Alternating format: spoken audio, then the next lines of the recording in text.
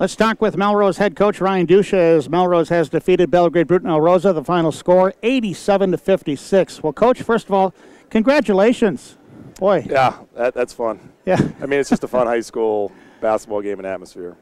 Now, yesterday or the other day, I asked you 90 points. You said, oh, no, not 90. Well, 87's pretty close. Yeah, well, I knew what I was talking about, right? We just got hot. I mean, we just made a bunch of threes. And when you make threes, then the defense starts playing better. And if the defense starts playing better, the other team starts pushing a little bit. And then we just got out. And, yeah, I guess I did not expect this, but it's maybe becoming a theme of these guys that any challenge that has been in front of them, they have risen up to it. And although we didn't expect this type of performance out of them tonight, it surely was gratifying. And I think everybody walked away from this gym, I don't want to say in awe, but extremely impressed. How does Scotty Stone do it? Now, teams know you better get on number 25, and he still scores 44. Yeah, one thing is that he's got a very good sense of the game, and he's got a very good sense of the floor and where he's open. And so some people think, oh, you just come down and shoot it. Well, no, he's open because he knows the space. But the other part of it is our guys are very smart at getting the hot guy the ball. And it's nothing that we really teach, and they just have played so much basketball together that they know where the open guy is, and especially with Scotty because he's always been the scorer with this crew, and so he's always been used to getting the ball on kickouts and things like that. And so it's a combination of him knowing the floor and also our guys finding him and having trust in him. And defensively, I think a key in the game was, Brian Goodwin can score. Well, Isaac Sawyer did a great job, didn't he? He did. Isaac just kind of came to me and just said, I got him. I'm guarding him. I said, okay, you got him. Go ahead. And we put Elfring on him early on, and Elfring got in foul trouble. And that's kind of a tough matchup when you're in foul trouble. And so Isaac stepped up, and he sacrificed his offense tonight for defense. And that's what good leaders do. He even said, he's like, I'm not shooting real well. I'm not playing real well. I'm going to penetrate, I'm going to dish, and I'm going to play D. And to have a guy just say, I'm just going to take a back seat here, because he does so much for us offensively, and he just said, I'm going to rest on offense, I'm going to D up. Mm-hmm. You had to have been pretty happy with your Melrose team just handling the big crowd, the big moment, a good team. Everything seemed to work. Yeah, absolutely. I mean, these types of games, you're not going to recreate this. You can't recreate this in practice. And so to get ready for March, you don't usually have a March-type atmosphere very often in January. And so I was very pleased with how we came out. And we came out, we were kicking the ball around a little bit. I knew the emotions would be high. But anytime in a game like this, you just hope the emotions aren't too high and that they settle in. And it takes them, 3 minutes to settle in instead of 8 minutes to settle in. And it was very fun to see. And again, I've used this again, but it does come back to experience that these guys have played in big games previously, and so they're ready for the moment. Mm-hmm. I can't recall BBE getting too many offensive rebounds or any putbacks. That was an aspect of the game that Melrose did very well. Absolutely. Without question, if the number one thing that we did tonight was defensive rebound.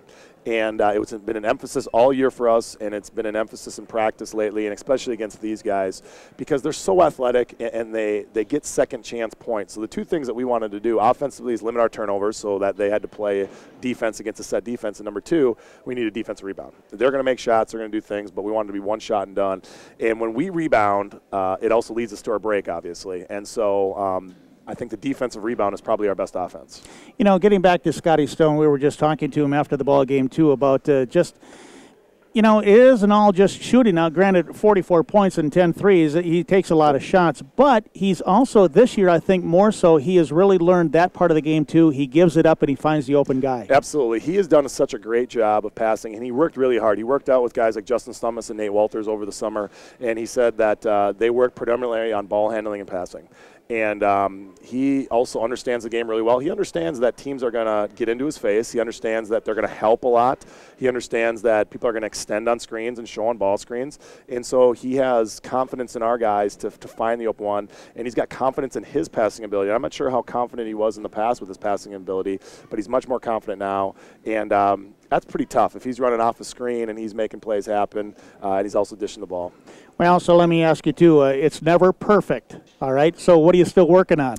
Well, I think we still get beat off penetration too much, and so I think that's a big one. And our deal will always be ball security and moving the ball. And if we can move the ball and share the ball, I think that is always an emphasis. So just because something works, we want to emphasize there's a reason that it works. and understand it's a reason. You don't just haphazardly go out there and you just make shots. Well, there's a reason for it. You don't just get stops. There's a reason for it. And so I think if we continue to emphasize on why we've been successful, not just we are successful. And two, now you're number one in the state. Okay, teams they're gonna shoot for you. You have to keep that intensity up all the time. Can those guys maintain that, do you think? Absolutely. We've talked about kind of having a little bit of a target on our back, but especially now being ranked number one, which is something that we shouldn't shy away of and shouldn't be secretive about. We should embrace it. But every game, especially a game on the road, teams are going to be fired up for you and give their best effort. And so I think we'll see how they respond to that. We were number one early on in the season, and that lasted about 36 hours, and then we had lost. And so we'll see how they respond. But I think these guys they just like to play. And they know that they're good, that they're good enough to be ranked high. So whether they're 1 or 5 or 10 or whatever, that they just want to play. Can you touch on, too, on that Saturday afternoon up at UMD against Lakeview? Yeah. We remember that game last year. What is that all going to be about? Well, first of all, it's been a little bit of a change in the schedule. So for anybody, we play at 1:30 at Wisconsin Superior. They couldn't get the UMD gym that they originally had planned, so we're at 1:30 at University of Wisconsin Superior. And I think everybody was looking forward to that game as soon as the last game ended last year. And I don't think it'll be 114, 110. I think that was kind of a perfect storm of everything happening at once. But anytime you can play against a player that averages over 40 points a game and is the state's all-time leading scorer and is also a Division I player, I think our guys are very much looking forward to that. It just is.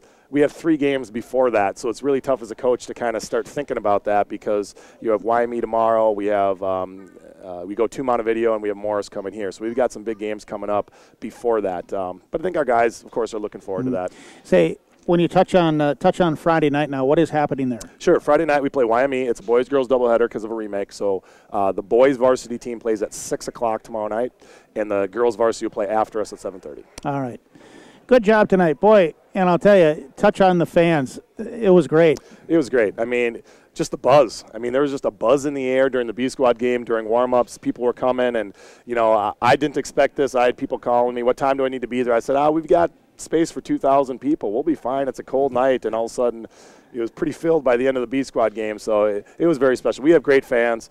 Basketball in this community is very important to people, but it's also important in this area, not just in our school district, but also within a 45-mile radius. We had people from all over, McRae and ACGC and all over tonight, so that was very fun to see. Well, they're basketball fans. Absolutely. What else are you going to do in the winter? Not going to hang out outside. I know. And when you get number one against number one, well, that's about all you have to say. Absolutely. All right. Thank you, Coach, and congratulations again on a big win. Again, Melrose did win 87-56 over BBE. With us is Melrose head coach Ryan Dusha right here on MidMinnesotaSports.com.